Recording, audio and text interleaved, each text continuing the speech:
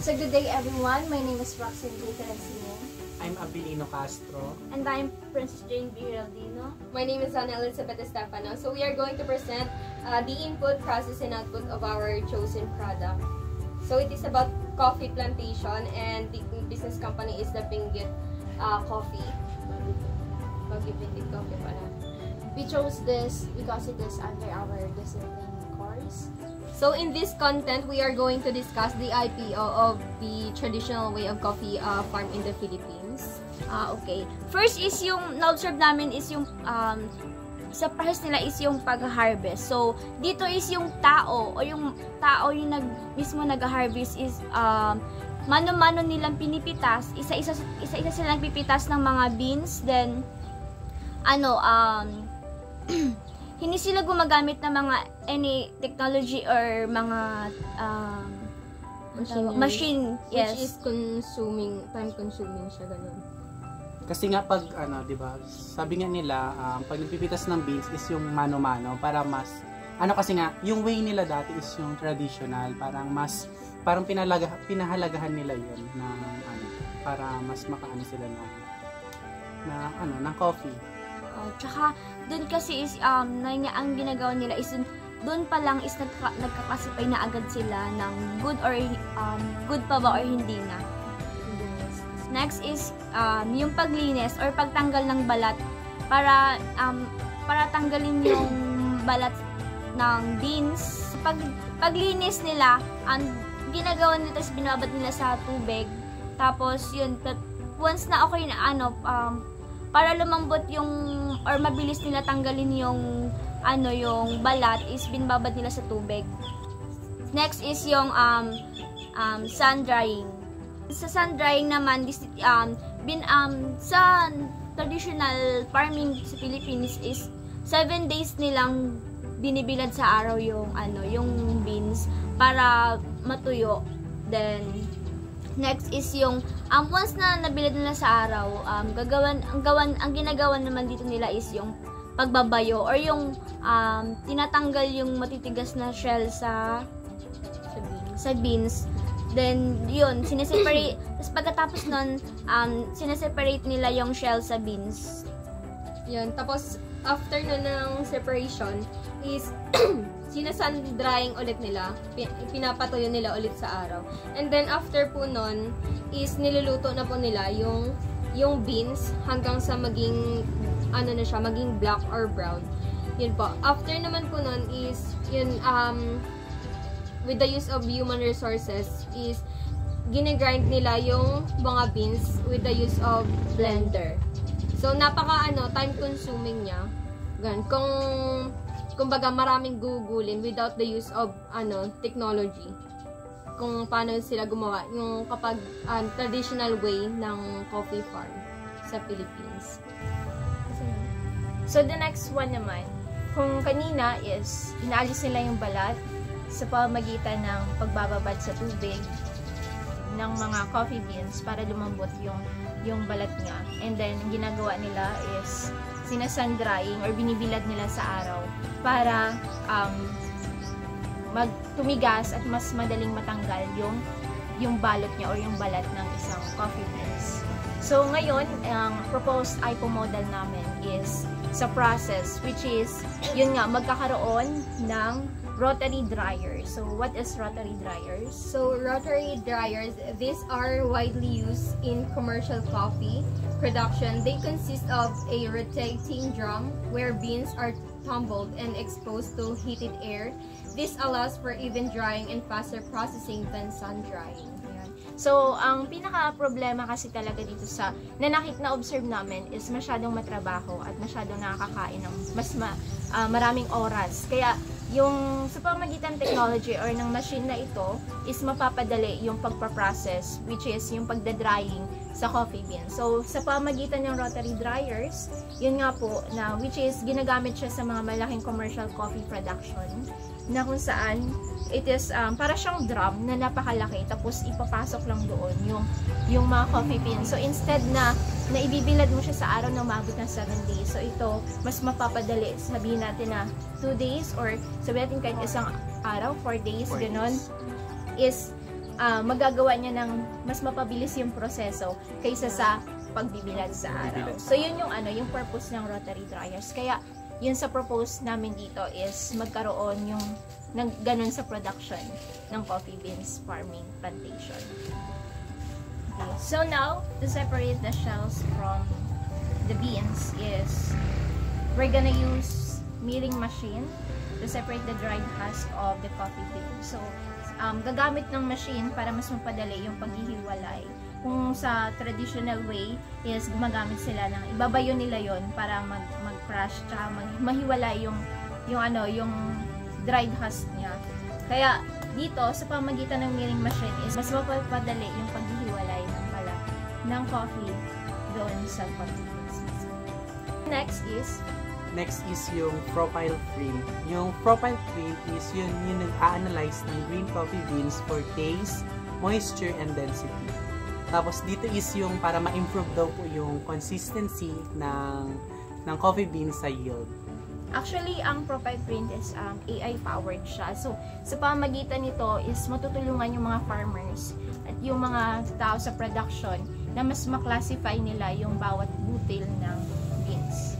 Is yung kung saan i-roast na yung beans sa pamagitan ng roast machine or yun nga preheated drum. Sa pamagitan nito, syempre after nun is para siyang lulutuin na. Diba, lulutuin, i-roasted na siya yung bawat mga beans. Sa output naman, syempre after na i-process yung beans, diba, after na siya sa processing, doon na tayo sa output process. So, ang mangyayari, merong station lang kung saan is yung mga buo pa or yun nga, yung hindi pa siya grinded na mga beans, tapos meron din yung grinded na. So, ibig sabihin, meron ng pino at meron pang buo. Kasi may mga tao na bumibili talaga sila na sila mismo ang gusto nilang mag-grind. Tapos meron naman na gusto nila pino directly na ititimpla na lang. So, ibig sabihin, merong station, may production kung saan, may distribution kung saan iba package yung mga coffee na to based sa products na yun. Products or yung klase na, klase nga talaga na gusto ng tao kung kung gusto nila pino or buo yung beans na, yung coffee na iaano nila. Ayun, tsaka din, malaking tulong din yung AI powered na profile print para ma-classify kasi may iba talagang gusto nila matapang.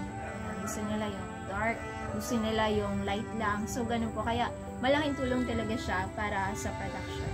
Additional is the Crofin software. So, yan, magkakaroon or mag-i-install ng software or tinatawag nating Crofin software. Sabi dito is Crofin software. This software help register farmers, track their production history, and provide access to financing based on their financial records. Ayun. So, kung sa isang farmer, syempre napakahalaga na recording. Yun nga, marirecord niya yung dami ng production or na-produce nila. At the same time, syempre, yun nga, magkakaroon, sa pamagitan nito is mas mapapadali yung gawain nila kung saan matatrack nila yung production. At the same time is yung financing. So, yun nga, yung financial records nila. So, maliban pa doon, syempre, yung iba, siguro in traditional, naglilista sila. Meron silang listahan or meron silang computer na nakadata lang. Pero ito sa pamagitan nito is na nare-record niya talaga yung mga data at tutulungan siya nito when it comes sa computation, calculating. Ayan, para siyang automatic na siya na software na itatrack niya yung production history and yun nga, magpo-provide siya ng access sa financing based sa financial records na nag-use doon ng isang farming plantation. Bakit ba namin napili yung coffee plantation or coffee farming related sa agribusiness course po natin? Which is yun nga, so we all know naman na Filipinos love coffee. Yun. Kaya parang it is a way na yung IPO model na present po namin is a way para mas mapadali yung production ng coffee farming na to at mas mapadali yung pag-produce nila sa bansa po natin. So yung impact ng mga new machines na to kung i-apply yung IPO model na to sa traditional coffee farming is malaki yung tulong niya talaga sa production. Nalilesen niya yung very time consuming when it comes to additional. Kasi nga, halimbawa sa sun drying, kailangan 7 days siya Ganun. So, kung with the use of technological innovation, nalilesen yung time. And then, when it comes to labor, yung mga bayad sa mga tao, syempre, kailangan mo ng maraming tao. Kapag mano-mano kasi kailangan maraming yung human resources mo, pang-malakasan. Pang-madamihan. So, para mas madali yung production, pero with the use of technology, hindi mo na kailangan ng maramihang tao, magbabayad ka ng maraming tao, hindi na kailangan nun. Kundi meron ka ng machine na mag-operate nun, at mas mabilis pa. Ang operator na lang yung babayaran. Talagang Umaring isang bagsakang gastusan sa mga machine, pero malaki yung magiging dulot. Makakalas talaga sa cost ng production. At saka, yun nga, maaring sabihin natin na ayaw nilang yakapin yung technological innovation kasi nga traditional yung gusto nila i-promote kasi yung ways talagang parang traditional way ng Pilipinas. Pero yun nga, our generation kailangan talaga ng improvements. Yung nga, kailangan talaga makasabay sa technology yung bawat isa kung talagang gusto natin na ma-improve at ma-enhance at makilala yung business talaga. Kailangan i-apply natin yung technology. So, based din sa core subject na to, which is, yun nga, napakahalaga ng technology sa improving ng business or ng mga, lalo na ng agribusiness, mga line ng agribusiness. Yeah, tsaka nowadays kasi, talagang we are surrounded by artificial intelligence. So, hindi naman, sinabing traditional, kailangan mo nang mag-stay doon sa traditional way. Kailangan makasabay ka sa changes. Kailangan mo maging adjustable para yung business mo is hindi mawala sa industriya. Kasi yun yung goal, di ba? Yung goal ng technology. Kailangan makasabay ka sa changes, ma-adapt mo yung mga technological innovation para mas ma-upgrade mo or mas paayos or mas mapalagi yung business. Yung mas business naman. yung production, gano'n, mas mapadali. Yung kumbaga yung minimize the cost and maximize the profit. So, ayun nga din, na kung gusto naman nila ma-preserve yung traditional, may pagka-traditional way pa rin, is pwede namang umiisip ng mga ideas na may promote pa rin. Katulad yan, kung yung coffee naman na pinopromote is wala rin sa ibang lugar, dito lang talaga. So, isa sa way yun na magpapakilala na makakatulong sa pagpapakilala sa economy natin dito sa bansang Pilipinas. Yung mga pag na-promote siya. And kasi pwede pang, with the use of technology, pwede siyang ma-expand yung wide range ng mga target customer, di ba? Kasi mas mabilis yung production. So, pwedeng magkaroon ng mga import and export from other countries. Yung pangmalawa. Ganon. At sa output niya, mas makikilala yung kape ng Pilipino.